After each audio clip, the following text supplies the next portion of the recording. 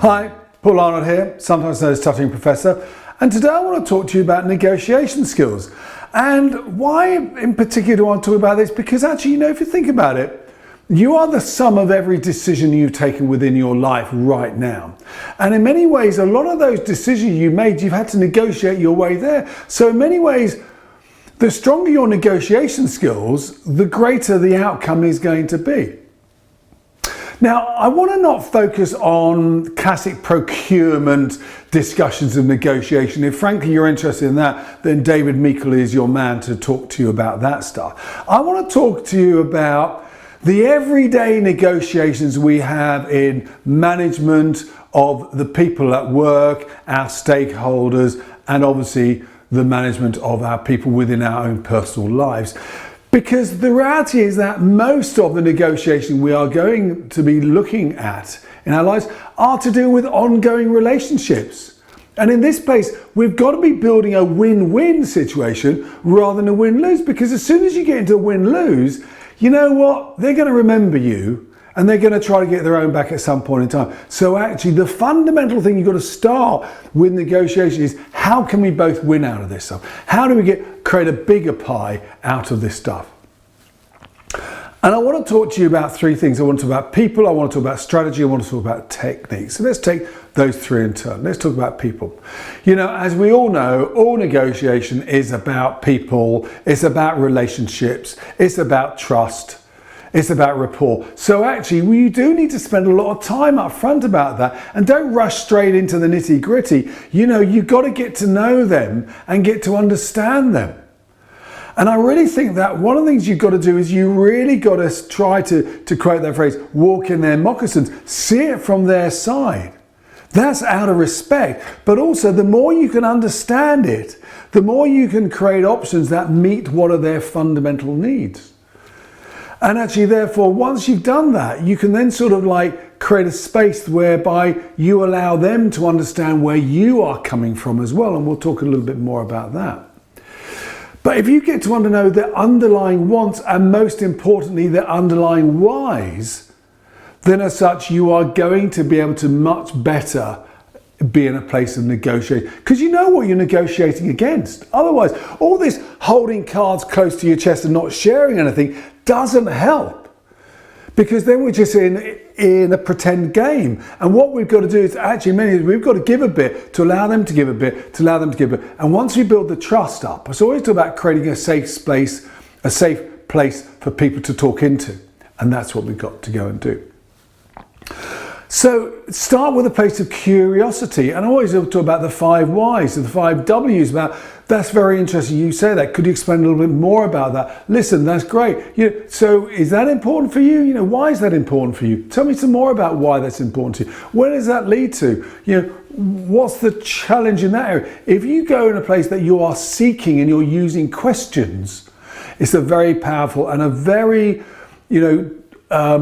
powerful place to be, because you are building trust and you're trying to demonstrate that you acknowledge and you respect their side of stuff.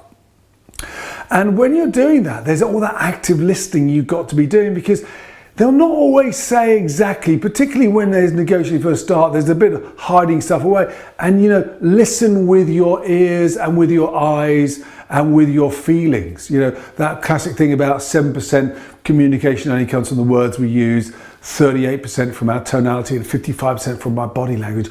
All other time we are communicating, we can't not communicate. And I really want to encourage you to separate the people out from the issue. So in other words, when you are getting into debate, don't get into rows with other people, because emotions are deeply contagious. Always go back to, let's debate the issue. Let's get to the issue and let's talk about that rather than we're debating about you, because we don't want to put our egos in the middle of this stuff. We're trying to get stuff sorted out. Let's talk about strategy. Preparation is everything. We've got to understand what we're about and what they're about, and to work out what the plan is and what our plan of campaign is. And therefore what you've got to do is, the funny thing is a number of people going and they haven't worked out what they want as much as what they want. And actually we've got to be very clear, what do we want? And we've got to work out what are our mandatories, what are the things that we're not prepared to budge on, and what are the areas that we can give up on. We've got to work all that stuff out. And we've got to work it out for them as well. And to quote from the book, Getting to Yes, we've got like 3 fundamental things we've got to look at. We've got to look at our least desired outcome and our most desired outcomes. And they basically sort of mark the territory, the negotiation space. Now, clearly, your negotiation space is there and their negotiation space is there. So somewhere between the two is an area that you can both agree on. And that's what you're trying to get to understand. But then what you then got is it's called your Batna. And your Batna is your best alternative to a negotiated agreement. And this is the idea, if you can't come to an agreement, what are you going to do? What else can you do?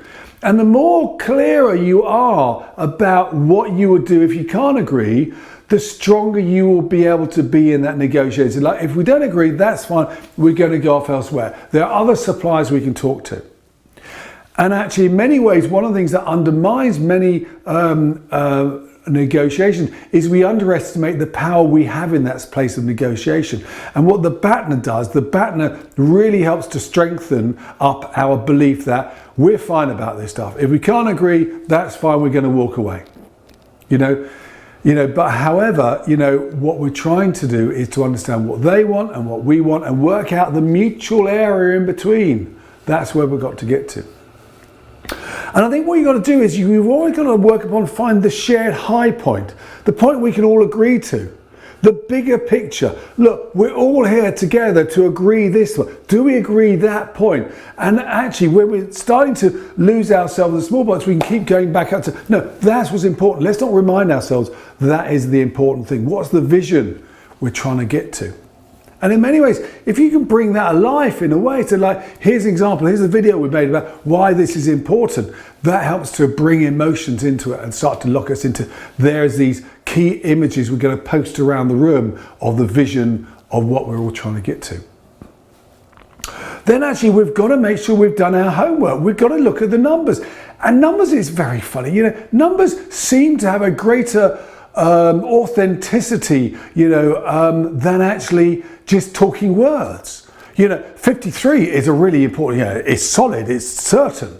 Now, so we should use numbers wherever we can to start to make our case. And always remember that there's always the way you can look at numbers in different ways, and actually one thing we should do is we should always challenge their numbers, and make sure that we present our numbers, but we also challenge and ask questions about their numbers. And then I always encourage you to do a think, feel, do map. So basically you write down, what do they currently think? What do we want them to think? What do they currently feel? What do we want them to feel? What do they currently do? What do we want them to do? And then you work out in between the middle, what's going to be the bridge that's going to take you over there. So that's strategy. Now let's move on to techniques. You've got to agree the rules up front, because there's no point playing a game of football and then people are creating the rules halfway through the game. You can say, what are the criteria that we will need to hit for us to come to an agreement? Get that up front, stick it on the wall. So just to remind people those things. So now we've achieved those objectives, therefore we should agree to it. Is that fine? Do it yourself. And I think, it's like the classic storytelling. You've got to be a storyteller in negotiations. You've got to keep telling people about what you're doing it for, why you're doing it, and be really clear and keep repeating it and keep repeating it and keep repeating. And don't get sidetracked.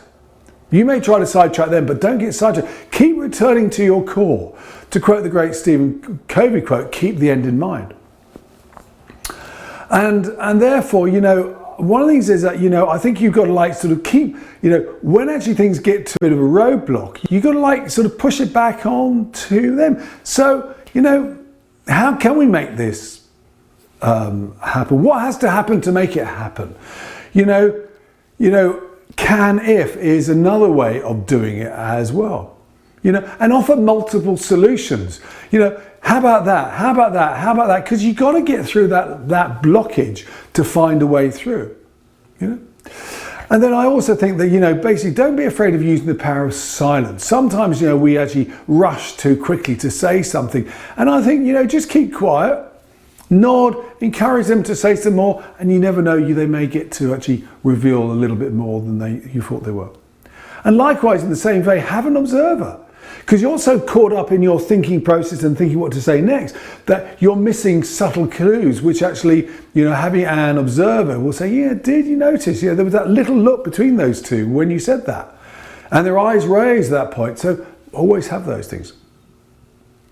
And don't give away stuff. Do that classic if-then approach. If you want that, then we would want that. So, start to make sure that there is negotiation which is going on. And frankly, sometimes, look, it's better to actually lose the battle to win the war. Sometimes give up on that stuff, that's fine, because later on we'll be doing that. So anyway, I hope that's of use. Clearly I go and run loads of workshops about negotiation skills, and if I can be of some use, then by all means please contact me via the details at the end of this video. Anyway, good luck with your next negotiations. Ciao.